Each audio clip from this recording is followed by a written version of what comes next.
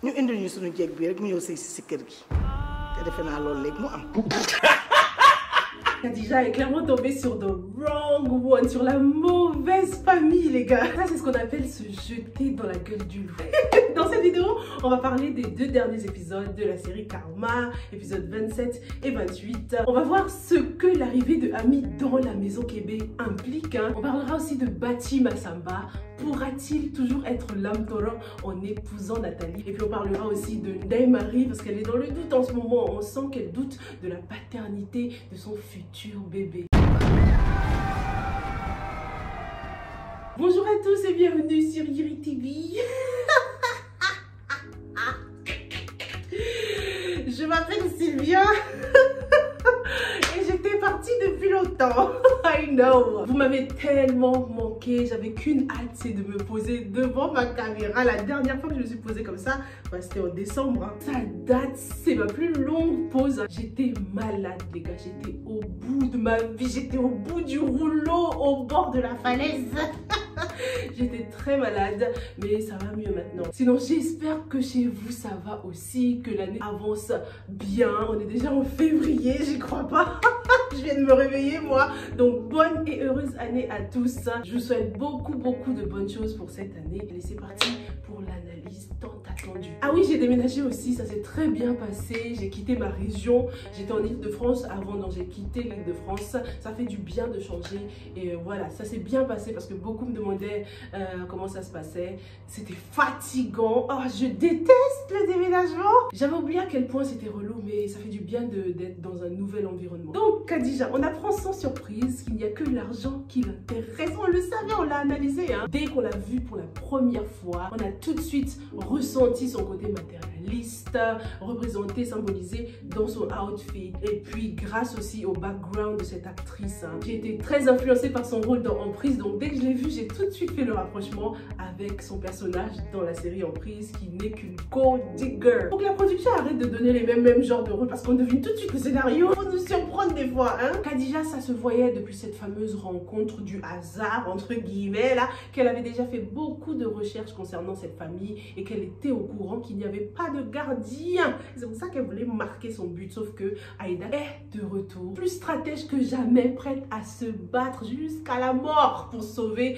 son foyer. L'un des points faibles de Khadija quand même, c'est Djibo. On constate que Djibo la connaît très bien. Les 2 femmes se connaissent très bien. Et grâce à Djibo, donc, on apprend que Khadija a déjà été mariée 3 fois et le pire, c'est que ses ex-maris sont tous morts. Donc la meuf, c'est une tueuse, hein. Et elle casse prison à la fin de la série, c'est sûr. Elle va finir en prison. Sachant qu'on est à la fin quand même de la série, on peut se dire que ça y est là, Aïda a gagné.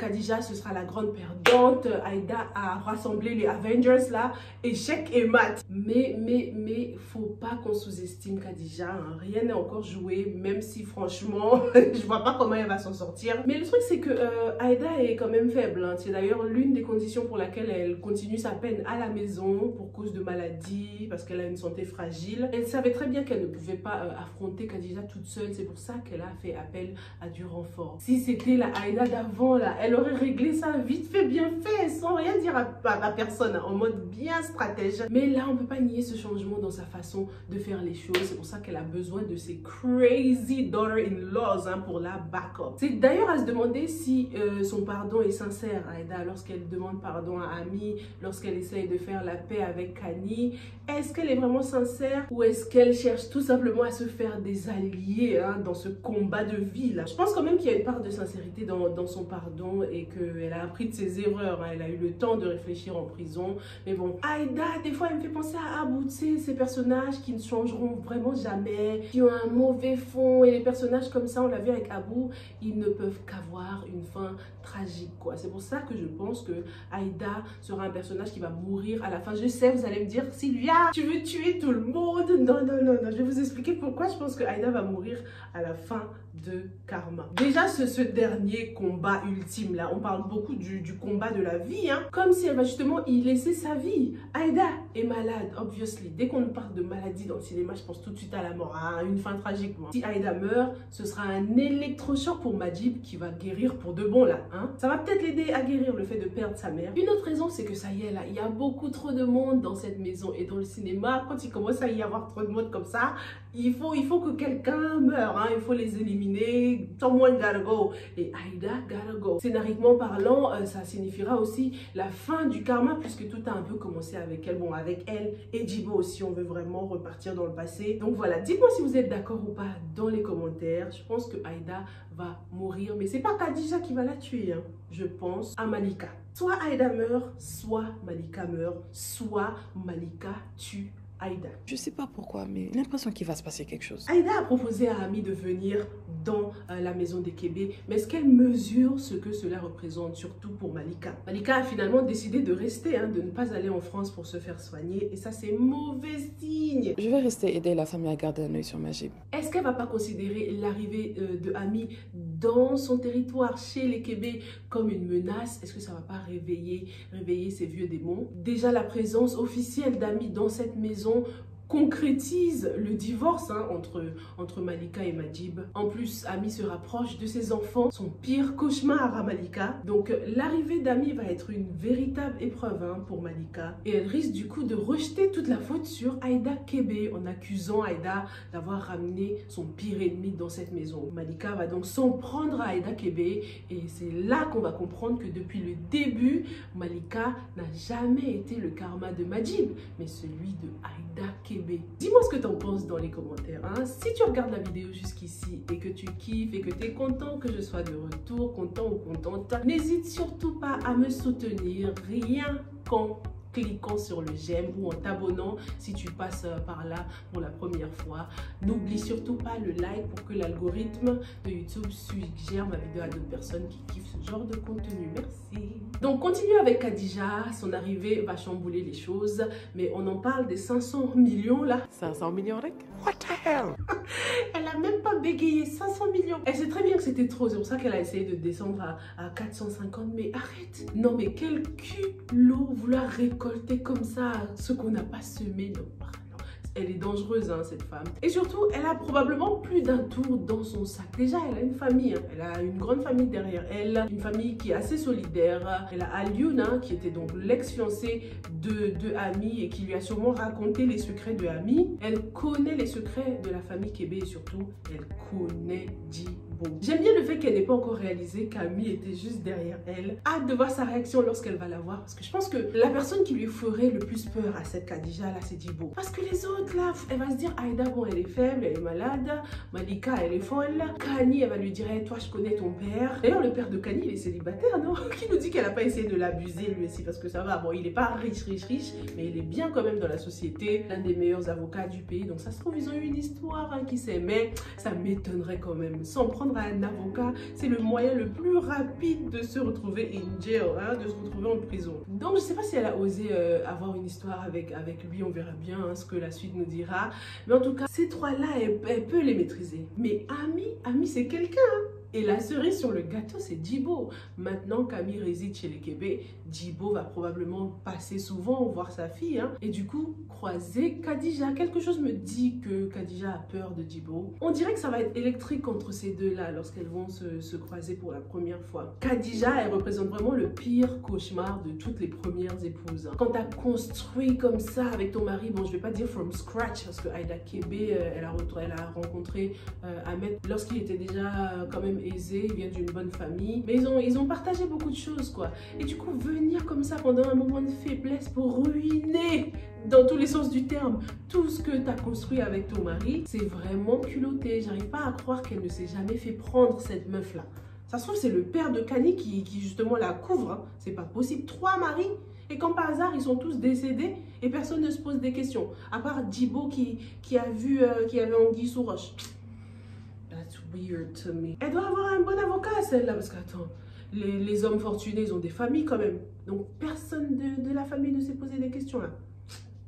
bizarre ça. Maintenant que Jazz fait partie des indices de la police, peut-être qu'il va nous aider à creuser un peu. Hein. Ça lui va tellement bien d'ailleurs de travailler pour la police parce qu'à un moment je voyais pas trop de positif pour Jazz. Mais heureusement il s'en sort bien, la vie lui redonne une deuxième chance. Amy s'est confiée en Virginie en lui disant qu'elle se sentait traumatisée de rester chez elle dans le même environnement comme ça. Et je trouve ça ouf parce que depuis la première saison, l'appartement de Amy a toujours été son havre de paix. Hein. C'est là qu'elle se retrouve pour s'apaiser comme pour se lâcher, pour peindre, pour pleurer. Son appart a toujours été décoré à son image. Ça a évolué au fil des saisons pour nous représenter justement le mood de Amy. Dès qu'on rentre, on sait tout de suite si elle a décidé de faire la paix avec elle-même ou si elle broie du noir encore. On essaie de décortiquer ces tableaux, qu'est-ce qu'ils représentent, qu'est-ce qu'ils signifient pour la suite des choses. Donc, le fait de vouloir quitter cet appartement représente tellement un gros changement pour moi. Amy accepte enfin de sortir de sa bulle. Elle accepte enfin d'être entourée. La Amy timide et réservée a besoin d'une famille autour d'elle. C'est dingue de dire ça. J'arrive même pas à y croire lorsque je pense à la Amy de la première saison. Bon, pour l'instant, c'est provisoire. Hein. Elle va chez les Québécois juste pour quelques jours. Elle a pris une petite valise.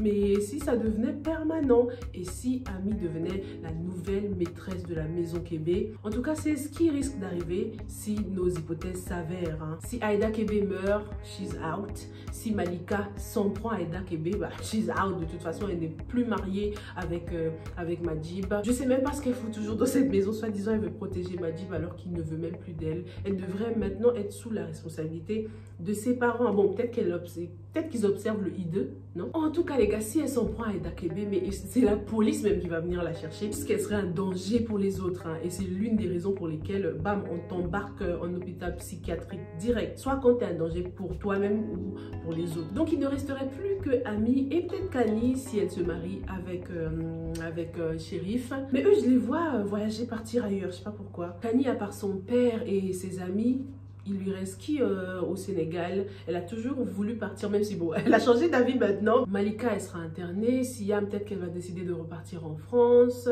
ou au Maroc. Je sais pas. Bon, on verra bien par la suite. En tout cas, Kani, c'est la grande gagnante de cette histoire. Côté cœur, c'est toujours ceux qui ne cherchent pas qui trouvent l'amour. C'est dingue. Hein? Et c'est parfait. Je la trouve parfaite avec Shérif. C'est tout à fait son style de femme. Et j'aime le fait qu'elle ait peur de Aïda Québé. Les gens comme Kani, il leur faut craindre quelqu'un d'autre, sinon c'est la zizanie. J'étais surprise aussi de constater que finalement Kani vient d'un bon background, d'un bon milieu quand même. C'est plutôt elle qui a fait du mal à sa famille et qui essaye de demander pardon à son père. Moi qui croyais que les hommes lui avaient fait du mal. Hein. On apprend aussi qu'elle n'a pas été là pour sa mère pendant ses derniers instants. Du coup, ça ne donne pas une très bonne image de Kani, même si elle n'a jamais eu une bonne image, hein, mais elle passe pour une fille ingrate, inconsciente, qui a toujours eu des envies de luxe, qui a toujours voulu vivre au-dessus de ses moyens alors que, voilà, elle vit bien quoi, son père est bien. En tout cas, avec Shérif, elle a de la chance que Sophia ne soit pas comme Malika, sinon ça aurait chauffé. Mais j'espère que la fin de la série ne se finira pas par un mariage entre ces deux-là, ça va me saouler. À moins que ce soit un mariage entre Djibo et Bachir. Ça, on veut bien. En plus, la boucle du karma sera bouclée, hein, si ces deux-là se marient. J'y crois encore. Toujours avec le thème du mariage, parlons donc de Bati Massamba, qui a fait le choix du cœur et c'est Nathalie qu'il a envie d'épouser. Franchement, je suis team Nathalie, hein, mais je trouve que Siam ne mérite pas de finir comme ça. Je sais pas, je trouve ça trop dommage pour elle. Nathalie et Siam vont peut-être work things out. Aujourd'hui, Bati nous dit que épouser Siam serait juste comme exécuter des ordres, mais c'était pas comme ça au début, hein. Faut qu'il arrête là. Au début, il a flashé sur elle. Dès qu'il l'a vue, il y avait quelque chose, il l'a complimenté. Ils ont partagé beaucoup de moments forts quand même ensemble. On peut pas nier qu'il y avait pas quelque chose entre eux. Quand même la team Siam là, hein. Bati, t'avais kiffé, c'est tout. Arrête de nous parler de suivre des ordres là.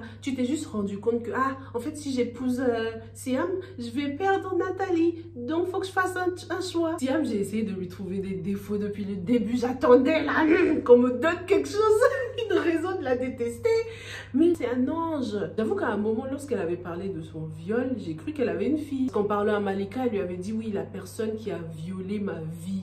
Et j'avais compris, violer ma fille.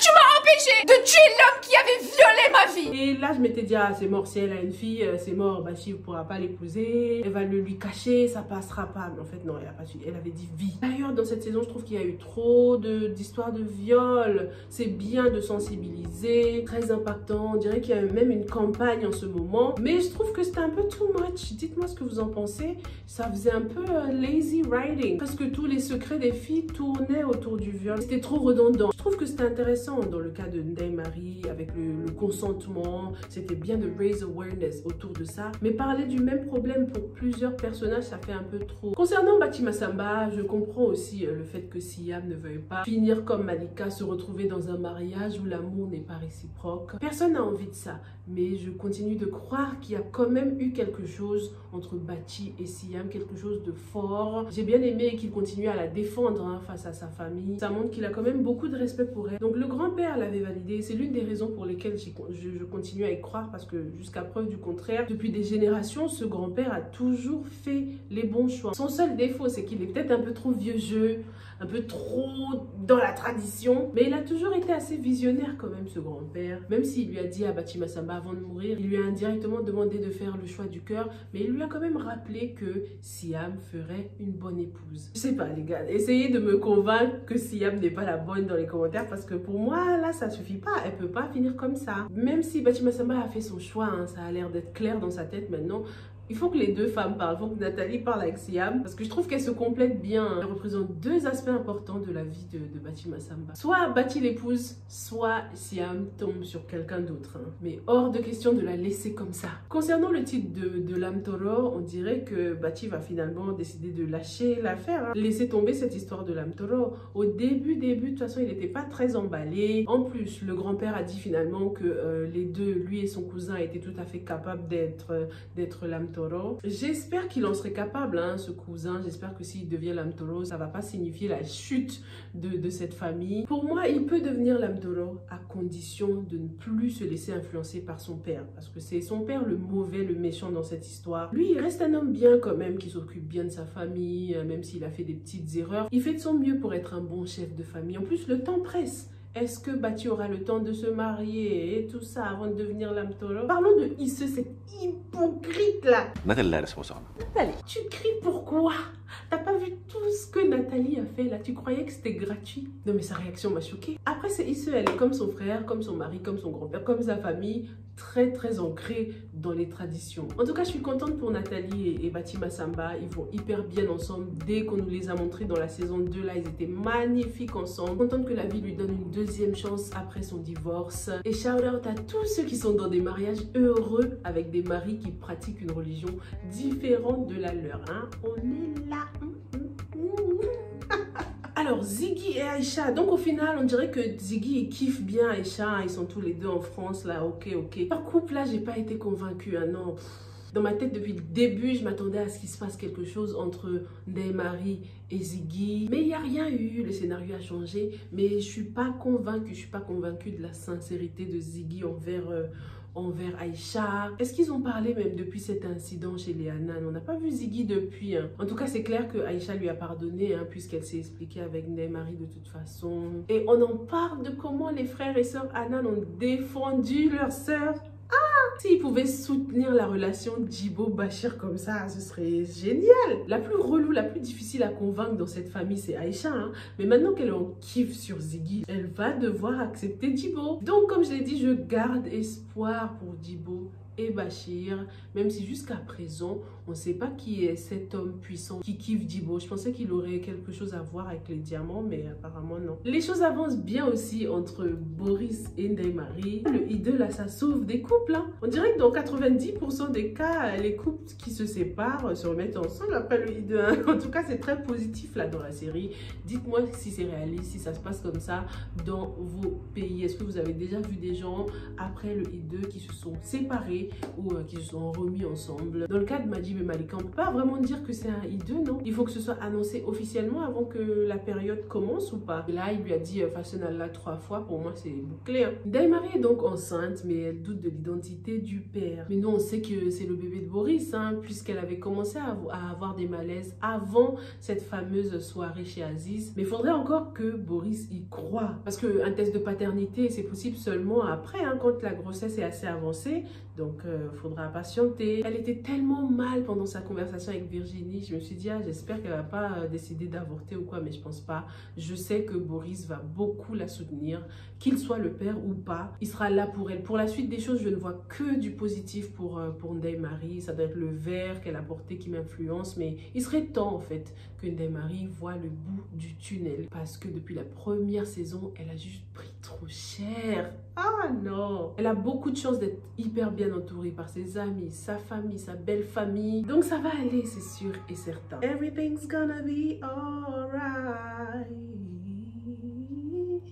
Virginie is back, plus forte que jamais. C'était une scène tellement magnifique. Elle était magnifique dans cette robe. The melanin was doing its thing. Quand je pense qu'avant, rien que la pensée de Abou, rien que les hallucinations, on la terrorisait. Aujourd'hui, elle est assez forte pour se tenir devant lui comme ça, la force tranquille. Excellent. Le choix de couleurs pour elle aussi était excellent, rempli de symbolisme. Mais il y en a un que je veux surtout relever, hein. C'est la féminité. Parce que Virginie m'a fait penser à une fleur pendant cette scène. À la féminité, la fragilité, la sensibilité. Toutes ces choses qui étaient des weaknesses, hein, qui étaient ses points faibles dans le passé. Des choses dont ce macho de Abou a abusé sont devenues sa force aujourd'hui. J'aime bien le fait qu'elle revienne pleine de vie, comme une fleur qui symbolise la régénération, la chance et surtout la renaissance, bien sûr. Donc cette Virginie nous montre que Abou n'a pas changé son essence. Hein. J'ai kiffé sa position assise, hein, très ouverte, très autoritaire, très à l'aise. En mode regarde-moi bien, c'est la dernière fois que tu vas me voir. Virginie garde espoir et elle se permet de se redonner une nouvelle chance. On insinue que ça se passe très bien avec Lucas, donc Virginie ose aimer et se laisser aimer en retour. Elle n'a pas mis tous les hommes dans le même panier.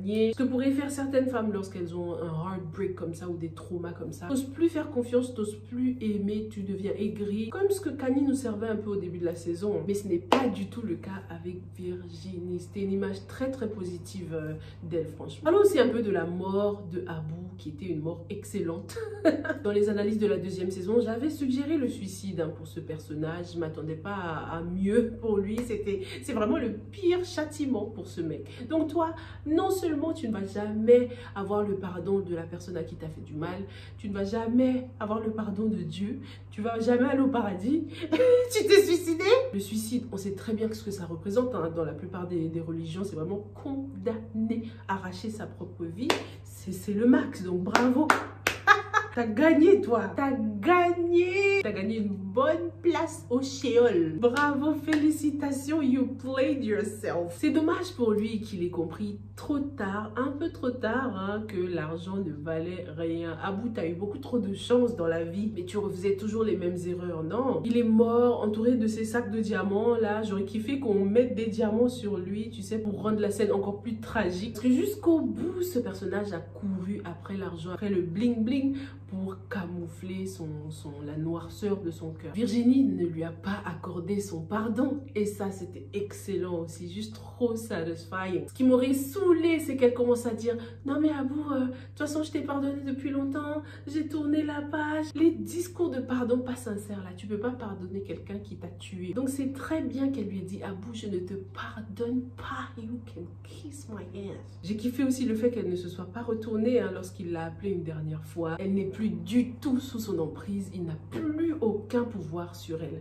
Pendant toute cette scène, j'imaginais déjà Bachi Massamba surgir de nulle part. Sûrement parce qu'il a cette position d'ange gardien, hein, dans la vie de Virginie, mais surtout parce qu'on était chez lui. J'ai reconnu les rideaux et tout ça. Donc j'arrêtais pas de penser à Bachi Massamba lorsque Virginie et Abou étaient tout seuls. Non mais il était prêt à take a bullet, il était prêt à prendre une balle pour elle. Vous vous rendez compte? Non mais c'est un héros, Bachi Massamba. Abou, il aurait pu faire le rageux là et dire à Virginie, ah ok, you don't wanna give me beso, extendo, il commence à le tirer partout. J'espère que la police et Bati, ils avaient mis des gilets pare-balles, hein, parce que c'était dangereux. Ça aurait pu déraper. Abou aurait pu se dire, hey, je tente ma dernière chance là. Si je peux pas avoir Virginie, personne ne l'aura. Bam, bam, bam. Il commence à fusiller, mais il est mort en lâche. Ensuite, on a eu les retrouvailles so cute. Et c'était un parallèle un peu hein, avec le début de la saison. Sauf que là, on avait plus de couleurs quand même. Hein. Plus de sourires, plus d'espoir et moins de peur. Elles étaient à l'intérieur, donc dans un safe space. C'était une très belle scène, très magnifique, très émouvante. Et une scène qui nous rappelle l'importance de l'amitié. If we locked in, ain't no switching up. Franchement, l'amitié c'est fort. Et Karma nous le prouve hein, à chaque saison. Je suis même tentée de dire que l'amitié est plus fort que l'amour. Bon, je vais pas dire est plus fort comme si it's a fact. L'amitié peut être plus fort que l'amour. Dites-moi si vous êtes d'accord avec moi dans les commentaires. Cette série nous a montré à maintes reprises que même les pires ennemis pouvaient devenir amis pour une cause. Hein. La girafe et la folle sont devenues amies pour une cause. Même lorsque Ndeye-Marie détestait Ami, elles sont quand même restées amies. Ziggy et Ndeye-Marie sont devenus amis.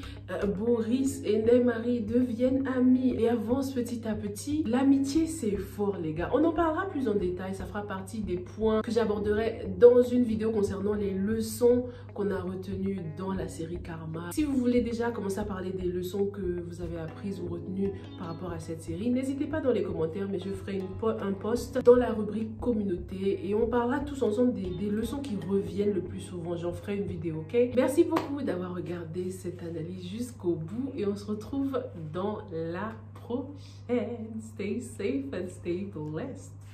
Bye. Ça faisait trop longtemps, oh my god.